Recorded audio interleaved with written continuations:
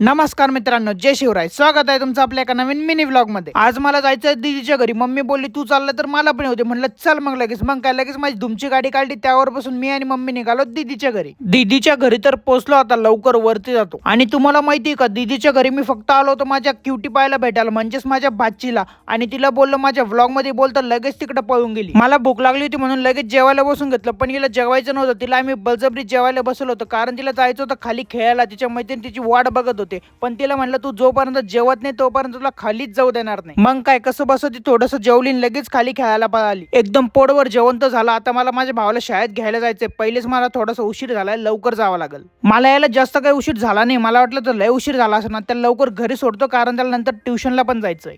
त्यानंतर मी ऋषीच्या घरी गेलो. तिथं आरोईचे मम्मी पप्पा आले होते त्यांना भेटायला. ते आरोईला आणि ऋषीला भेटून वापस घरी चालले होते. तर तिथं त्यांची मस्ती चालू होती. ऋषी समोर गाडीच्या टाकीवर जाऊन बसला आणि बसून काय म्हणतो ते बघा. आरोईच्या पप्पाच्या समोर आहे ना, आता मी बसलेलो आहे गाडीवर. लहानपणी नाही की इथं बसून जायचं, त्यांना दिसणार नाही पण समोर खाली वाकला. ती पण खाली वाकलं, मी तर दिसणार नाही त्यांना.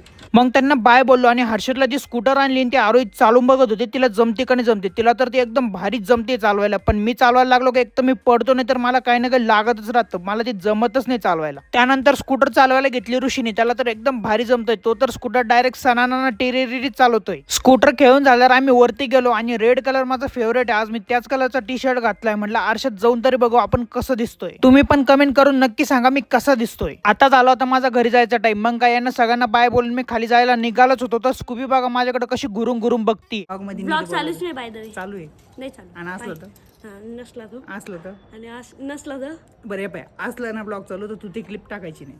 तू फक्त आरोईचे मम्मी पप्पा चालले तेवढं टाकायचं. नो नो हे देख चालू आहे.